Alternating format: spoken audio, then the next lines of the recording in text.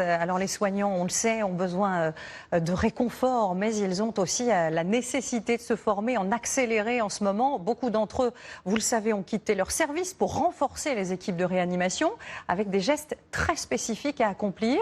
Vous allez voir que certains médecins ont mis en ligne des vidéos, des sortes de tutos pour gagner du temps. Marie Demarque, Irina Fourny et Emmanuel Billard. Allez, passez-le comme un sac à dos. Cette infirmière de réanimation se prépare pour une intervention un peu particulière. Donc là, enseignant lorsque vous procédez à commenter chaque action.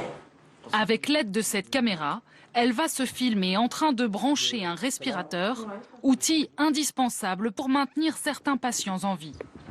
Ensuite, je vais prendre la valve expiratoire, l'insérer du côté déverrouillé. Il faut que les gens qui n'ont pas l'habitude de ça puissent visualiser. De l'autre côté de l'écran, ce chirurgien de formation réalise un tutoriel vidéo pour les soignants qui ne savent pas se servir d'un respirateur. Si il y a un test qui a été mal réalisé, la machine va le signifier. On n'aura pas le droit de brancher un patient sur le respirateur. C'est des gestes qu'on apprend en réanimation après les 3 ans d'études. Dans cette unité Covid, une dizaine de soignants venus d'autres services sont justement arrivés en renfort. Mais le temps d'apprentissage sur place est réduit. L'ensemble des professionnels est focalisé sur la prise en charge des patients. La capacité de former 10 personnes en même temps dans le contexte actuel est extrêmement complexe. Pourquoi ? Par manque de temps. Les tutoriels vidéo ne remplacent pas la formation, mais ils permettent d'aller plus vite.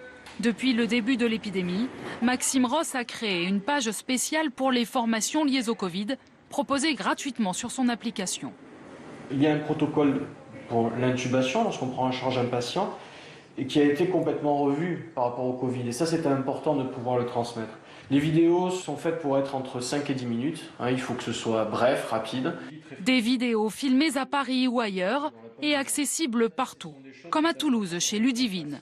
Elle est infirmière en bloc opératoire depuis 16 ans et se prépare à être réquisitionnée. Les applications, elles ont dégrossi pour moi le travail. Avoir ce côté tutoriel immersif où on est à la place du soignant, où on voit le matériel utilisé, où c'est un réel support.